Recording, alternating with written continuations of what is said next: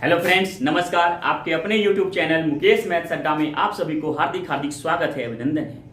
दोस्तों, आज हम अनुपात और समानुपात का पार्ट 2 लेकर के आए हैं और वैसे प्रश्न को आज हम लोग सीखेंगे जो एग्जामिनेशन की दृष्टि से, खासकर रेलवे के एग्जामिनेशन की दृष्टि से बहुत ही महत्वपूर्ण है ना। तो इसको जो है सो बहुत ही बारीकी से, गौर से देखिएगा और इसको यह कोशिश कीजिएगा कि इसको कॉपी में जो है जरूर से जरूर नोट कर लें, है ना। इस प्रकार के प्रश्न बराबर आपको एग्जामिनेशन में मिलते होंगे और बना के आते होंगे या छोड़ के आते होंगे, लेकिन आज के बाद यह प्रश्न नहीं छूटेगा। तो चलिए देखते हैं अनुपात समानुपात का पार्ट 2। तो चलिए देखते हैं प्रश्न क्या कहता है। प्रश्न कहता है कि यदि a/3 बराबर b/4 बराबर c/7 तो a plus b plus c/c का मान क्या होगा। देखिए बहुत आसान है, कुछ भी नहीं करना है, इसमें मान बैठा देना है। कैसे? तो a का मान कितना होगा, तो a/3 है तो a बराबर 3 होगा, b बराबर समझिए 4 और c बराबर क्या समझिएगा 7। मतलब कि a का मान आ गया 3, b का 4 और c का 7 हो गया। बस मान बैठा दीजिए। तो a plus b plus c है तो a का मान कितना हम बैठाएंगे 3, जोड़ का चिन्ह है जोड़ दे दीजिए। b का मान 4 बैठा दीजिए, जोड़। c का मान 7 बैठा दीजिए। अब बटे c, तो c का मान 7 है तो 7 रख दीजिए, बन गया। अब देखिए 7 4 11, 11 और 3 14, 14 बटे 7, 7 दूनी 14 बराबर 2 आंसर। समझ में आ रहा होगा दोस्तों, कितना आंसर 2। बहुत आसान है। अब आगे देखिए, इसका भी मान क्या कहता है, यदि x/2 बराबर y/3 बराबर z/5 हो तो x plus y minus z बटे x minus y plus z का मान क्या होगा। बस मान बैठा दीजिए। तो x का मान क्या रखेंगे, x/2 है तो x का मान 2 बैठाइए, y है तो y का मान 3, z है तो z का मान 5 बैठाइए और बैठा करके जोड़ घटा जो ही कह रहा है चिन्ह के अनुसार वो क्रिया करके आप आंसर ला दीजिए। अब देखिए x, तो x का मान बैठाएंगे 2 प्लस y का मान 3 माइनस z का मान 5 बटे फिर x है, x का मान फिर 2 माइनस यहाँ y का मान 3 प्लस है z का मान 5। बस हो गया। 3 और 2 5 है, 5 में से 5 घट गया तो क्या बचा 0। आइए देखिए 5 प्लस वाला एक साथ जोड़ करके माइनस को घटा दीजिए। तो यहाँ प्लस में 5 है, प्लस में 2 है तो 5 और 2 7 और 7 में से 3 घट गया। ये वाला 3 7 में से घटा दीजिए तो 7 में से 3 गया कितना बचेगा 4। अब बताइए 0 में 4 से भाग दीजिएगा तो क्या आएगा 0, है ना। तो इसका आंसर क्या आ गया 0। हमें आशा है कि आप समझ गए होंगे, है ना। अब देखिए आगे प्रश्न। तो चलिए दोस्त देखते हैं प्रश्न क्या कहता है। प्रश्न कहता है वह परिमेय संख्या क्या होगी जिसका 1/27 के साथ वही अनुपात है जो कि 3/11 का 5/9 से अनुपात है ना। मतलब क्या कि मानते हैं, थोड़ा देर के लिए मान के हम बनाते हैं। तो मानते हैं कि वह परिमेय संख्या क्या होगी, तो एक परिमेय संख्या x मान लेते हैं। इसको ट्रिक से भी बना देंगे हम, देख लीजिए x मान लेते हैं। अब 1/27 के साथ वही अनुपात है, तो 1/27 के साथ जो इसका अनुपात है तो 1/27 है ना। जो अनुपात है जो कि 3/11 का 5/9 से अनुपात है, मतलब इस अनुपात में चला जाएगा। तो ये हो गया 3/11 का जो अनुपात है 5/9 से। आ रहा होगा समझ में। अब देखिए इसको हल कर दीजिए। तो ये हो गया x बटे अनुपात में इस बटा, है ना। अब देखिए 1/27, एक बटे जो 27 यहां लिखेंगे, या भाग 27 जो गुना में बदलेगा तो 27 कहां चला जाएगा, ऊपर चला जाएगा, बराबर समानुपात में बराबर देंगे। अब यह 3/11, जब यह अनुपात है, जब यहां आएगा तो बटा चला जाएगा तो मेन भाग हो जाएगा ये, और फिर भाग को गुना में बदलेंगे तो 9 ऊपर और 5 नीचे आ गया। अब इसको काट दीजिए, काटिए। 9 से काटेंगे 9 3 27 और 3 से 3 कट गया। अब बताइए क्या बचा।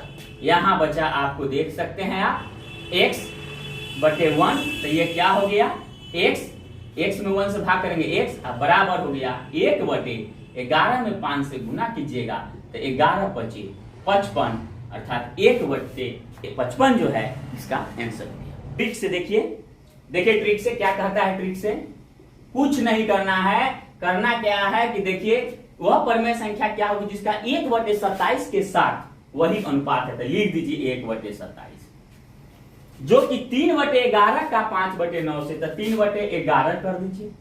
अब 5/9 से जो अनुपात होगा तो इसके अनुपात में जब 5/9 जाएगा तो मेन भागा यहां हो जाएगा ये। अब भाग जैसे गुना बदलेगा तो नीचे वाला ऊपर, 9 ऊपर और 5 नीचे चलाएगा, तो गुने 9/5 क्या हो गया 9/5। अब इसको काटिए तो 9 से काटेंगे, 9 3 27, 3 से 3 कट गया, बराबर हुआ ऊपर में 1 नीचे में 11/55, 1/55 आपका आंसर। समझ में आ रहा होगा, दोनों कंडीशन में आपका आंसर सेम है। अब देखिए अगला प्रश्न है 2:3, 6:11 तथा 11:2 का मिश्र अनुपात क्या होगा। मिश्र मिला हुआ अनुपात क्या होगा, मिश्र अनुपात। देखिए तो इसका जो है किसी भी अनुपात का पहला पद दूसरा पद, पहला पद दूसरा पद, पहला पद दूसरा पद, है ना। तो पहला पद के साथ पहला पद को गुना कीजिए, दूसरा पद के साथ दूसरा पद को गुना कीजिए, दोनों के बीच अनुपात दीजिए, बस वही जो है मिश्र अनुपात निकल जाएगा, है ना। तो ई वाला 2, इसका पहला, फिर इसका पहला 2 × 6, फिर इसका पहला गुने 11। अब तो अनुपात का चेंज दे दीजिए। फिर यहाँ क्या हुआ 3 गुने इसका दूसरा हो गया, फिर इसका दूसरा 11 गुने इसका दूसरा 2। चलिए समझ में आ रहा होगा। अब कटेगा तो काटिए, बटा अनुपात में क्या होता है बटा, तो काट सकते हैं। अब देखिए यहाँ ये जो है आपको ये 2 से ये 2 कट गया, 11 से 11 कट गया, 3 दूनी 6, तो इधर क्या बचा 2 अनुपात, इधर क्या बचा 1, तो बराबर हो गया 2:1। यही आपका आंसर हो गया। समझ में आ रहा होगा दोस्तों। अब देखिए अगला प्रश्न।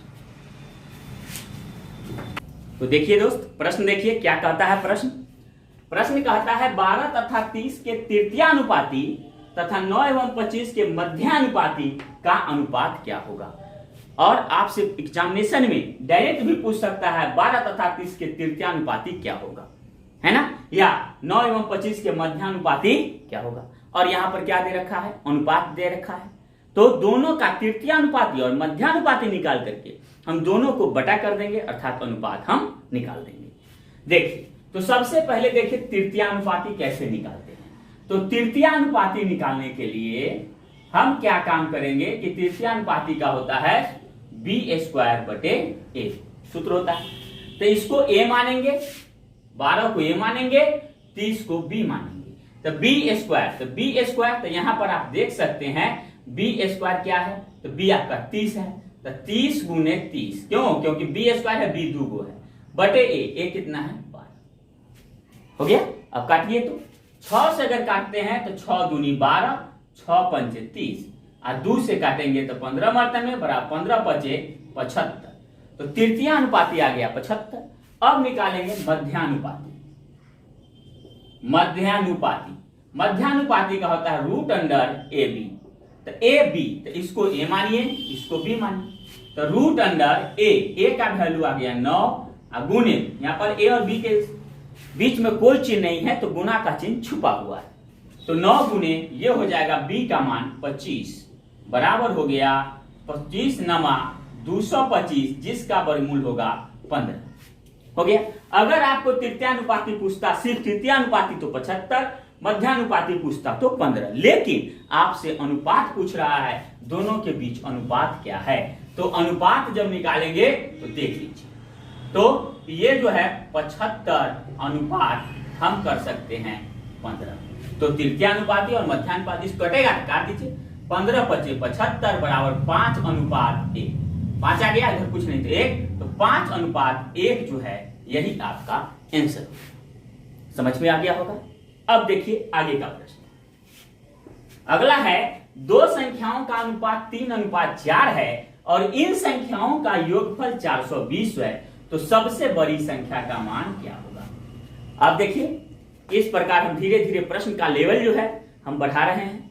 अब हम पार्ट 3, पार्ट 4, पार्ट 5 में जब जैसे जैसे जाएंगे आपको बहुत डीपली नॉलेज होता चला जाएगा और वैसे वैसे प्रश्न ही हम लोग पढ़ेंगे जो प्रश्न एग्जामिनेशन में पूछे ही जाते हैं और खासकर रेलवे के एग्जाम में। ठीक है, तो देखिए, तो कहता है क्या कि सबसे बड़ी संख्या क्या है। तो सबसे बड़ी संख्या आप देखिए तो 3:4 में बड़ कौन है, ट्रिक समझिए। तो 3:4 में बड़ है 4। तो आप समझिए यहां पर बड़ी संख्या पूछता है तो जो पूछेगा उसको ऊपर रखेंगे। तो बड़ी पूछता है 4 तो 4 को ऊपर रखेंगे। बट ये क्या है, योगफल 420 है तो ये दोनों का योगफल नीचे लिखे। तो 3 और 4 का योगफल निकालिए, मतलब जोड़ निकालिए। तो 3 और 4 का जोड़ कितना हो गया 7। तो 7 लिख दीजिए और गुने।